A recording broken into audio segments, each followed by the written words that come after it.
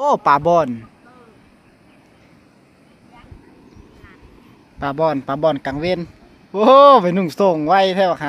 ำมีแต่พวกลิ้นกางเกงในนะเอา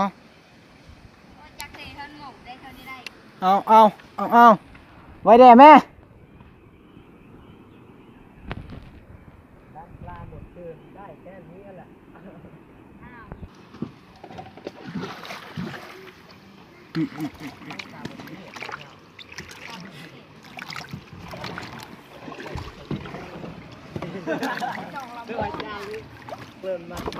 แม่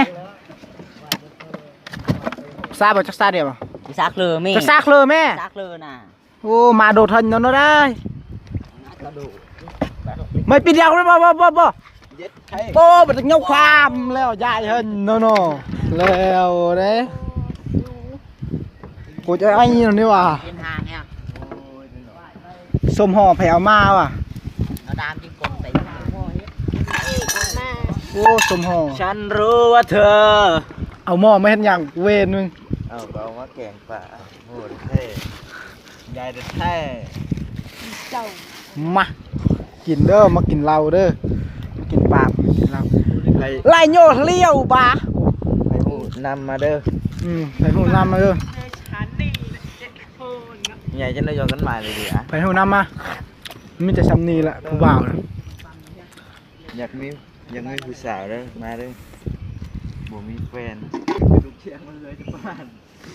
ฝรั่งจะตาบตรงอ๋ออย่างนี้จ้านี่โยนเป็นบอกเปลืองที่ไม่ใช่ ไอ้กันนั้นโยนเนาะเปลืองเนาะ มีกาวเดียวมีอันกกเวทกกเชียงจันเลยเป็นดาบ ทิมกระดูกโอ้ยปลาอะไรวะปลาม่อม ส่วนใหญ่ตัวนี้ที่ไป ปลาจาดปลาโคลกนี่ปลาแซบนี่เฮ้ย มาหมอ เฮ็ดกอยมาเด้อเอาพอละตีกินบ่เมิดดอกโว้อย่าเว้า สำนักแล้วมั้ย เอาแกปลาจาดบ่ สำนักแล้วอันจะเห็น ตัวใหญ่กินให้เบิด มันที่มันเป็นเดียวโผล่ เอาขึ้นมาเย็ดเค เบิกเลยเป็นลุย ดำปลามา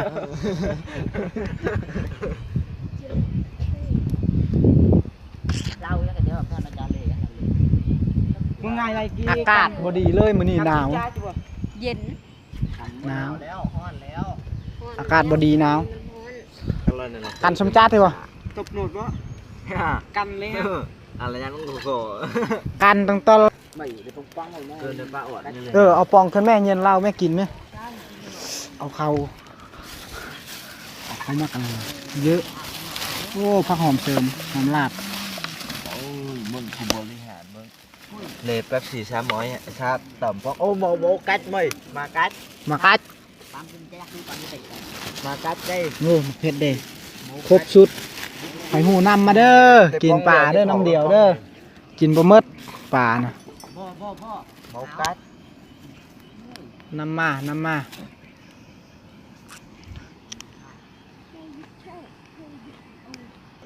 อยากมีประสั่งมั้งเลยง่ายเนาะช่วยบนรถสิ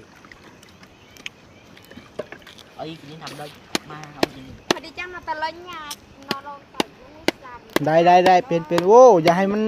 ฟุ้งมันบ่มันจะเดินเห็น กินซาเตียของการ พลุเลยได้ลาเนาะนะ ต้นเต้นโนบันมาส่งสิ สมตอยเลยกินน้ำซัดดิกินกลางกันเนาะนอนทันน้ำชมพูหาย ไม่กับไม่ขี้กาก ไม่เต็มไปตัดตู้ อย่างที่บ้านตกใจที่เราถากเราจะลั่น งอง ใช่พวกอันนี้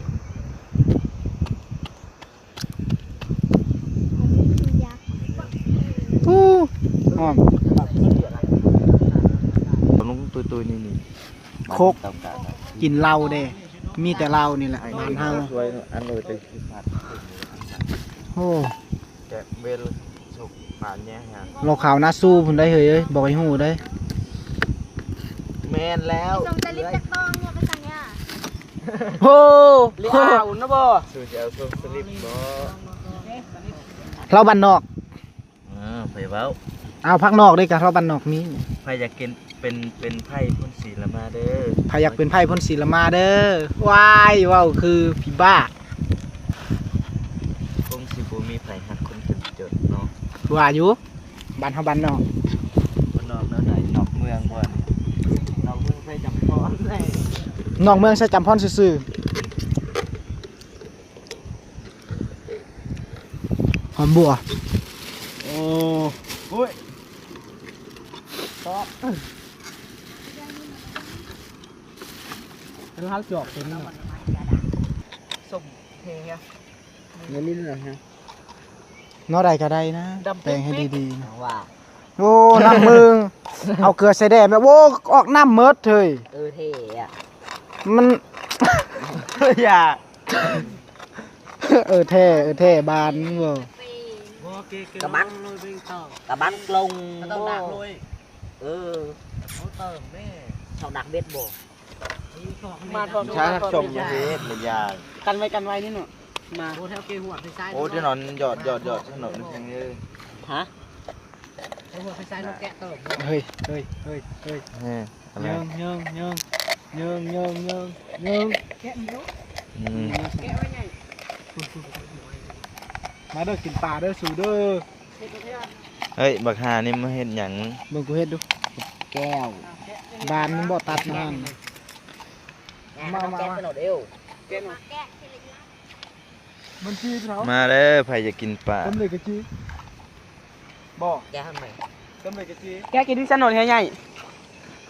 แกะกีคลาบนะบ่ต้องเป็นบันนอก วันนอก เฮ้ยจอกเราเลย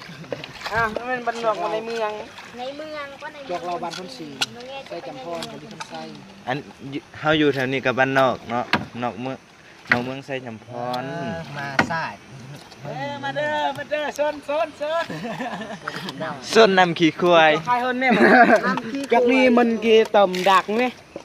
เบิ่งฮักซะเลยนิ่งดู ตรงนี้ท้อง ท่านสมสายสูงไม่ไหวจำเป็นได้อย่า เจ้าห้อง จอทำไมไอสัตว์ เจ้าห้องนี่บ่ ฮะ แม่เอาแม่จักลองเถอะแม่ ไม่ทางเลกานี่ตกลงในเทศแม่ก็สีสายดาบโหสาย เบิ่งให้ไปได้ โอ้ยไปสั่งเรามันจะมาคลกดอกว่ะ มาแล้วนั่นแม่ โม ห่วย ยืนหนอดักไปลงที่เหตุบ่ มึงเฮ็ดหยังวะ หลับก้อย มากินกอยน้ำเดียวเด้อ โมเลย ไผหูน้ำมาเด้อ ยักษ์ระเบิดจักนี่กินนี่ช่วยจักไก่กินนี่ยักษ์ซ่ากินเขานะโปชูนส่งก็เผ็ดเลยเผ็ด เปียกกะยานะทรงนะเกี่ยวนะ ดักไปลงที่เหตุ ขูดติเดียมไหม ไปเลย ขูดติเดียแอร์ตีด ลายนี่แม่ โอ้ยแคลๆแล้ว รุ่นเดียวกันมา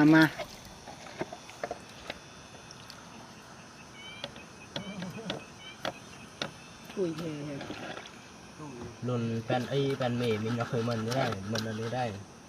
มันไม่สืบทอด พวกมีไข่ให้ปลาหม่อมโอ้ย ย่อยง่ายที่มุด เอาเลยบี ไม่มี ไม่มีนี่บ่มีมัดมันอาหารแหละ มามันนุ่มมี่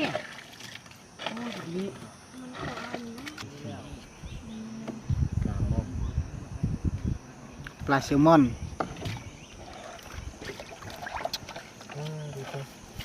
จะไม่เผาใส่ลงในเฮิร์นด้วย ดักนี่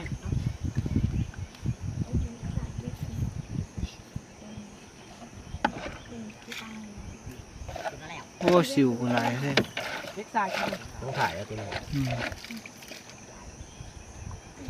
ขั้นตอนเยอะ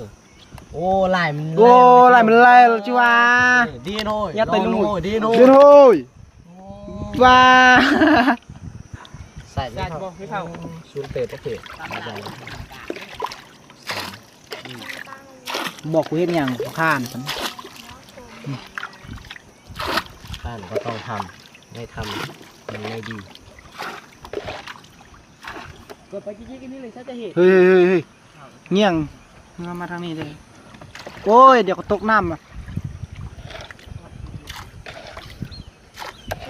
วิธีนางกาอยู่บ้านคนผี วิธีนางกา กากระจีมาอีกโว้ งันอายก็ โอ้ยไปสั่งเลยฮะซาจากดอกใช่ไหม กุ้งกูได้ไปใส่ละกุ้งกูซอดถึกนะ ไอ้แม่ซาจากดอกใช่ไหม กุ้งนะอยู่ใส่ว่ะ ไอ้แม่ ซอกดู ซาจากดอกแม่ กุ้งใหญ่ก็เฮ้ซัมโปรตีนนี่ก็ ทั้งคอน่ะดีแม่ ซาแม่บ้าเป็นยาความดิเนาะ เยอะซาจากไว้ ย่านเลยบ่เฮ้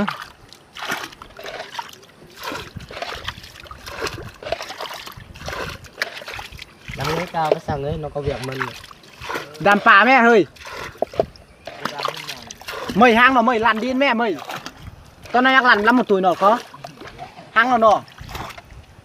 ที่ไปเคยมันหลัง อันน้อยเหตุนะอันน้อยเหตุนะ น้องเราได้เจอโว้ห้างสิแก้วมาดินเปียกเซยอยากลันดำมาห้างนั่นแล้วลำมาตุยเนาะ ขาดไม่เอาวิธีนางหมา เลยปลาแดง มันปลาแดงเขาเรียกว่าปลาโอ๊ย ปลาโอดปลาโอดแท้ปลาโอดมันปลาแดงแต่ปลาโอด โอ้ยดักไอ้ไซไอ้ มีแต่ตัวน้อยบ่ได้ตัวใหญ่เว้ยได้ตัวจัก10 โลเอามากินปลาเครื่องใหญ่เนาะ โล10 โล5 โลหันได้ก่อนนะ เอามันบ่มีแล้วมันหมดแหละให้บอกมักสัตว์เกินตายหมดไฟสิหมดแหละบ่ฮอดตอนกินเลยเฮ้ยเอ้ยยังละแต่ 7% ตายสำนี้ก็ภูมิใจล่ะเบิ่งได้จักนาทีละ12 นาที มาเด้อไผหูนำมาเด้อกินป่าเด้อ ลาบกลางน้ำขึ้นว่าถ่ายเซลฟี่สักกันนิดหน่อย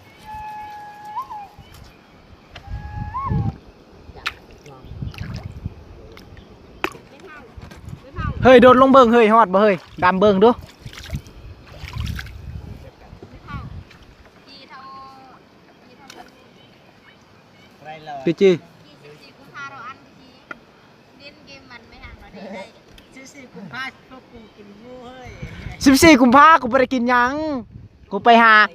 ที่เลิฟแตวแมว14 กุมภาวะกูนอน14 กุมภาจุมึงกินงูโว้ยพวกเวรจักคนใครเป็นหัวหน้ากินงูเว้ยองค์นี่วะ โอ้แล้ว งูเห่าเลย กินงูเห่าวะเดี๋ยวไปเห่า14 กุมภาแล้วตายแหละซ้ำนี่แหละจบก่อนพันหูละน้ำมากินปลาน้ำเดียว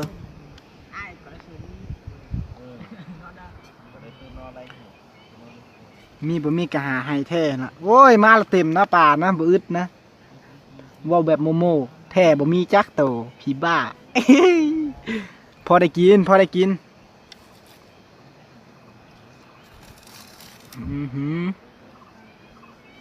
จบ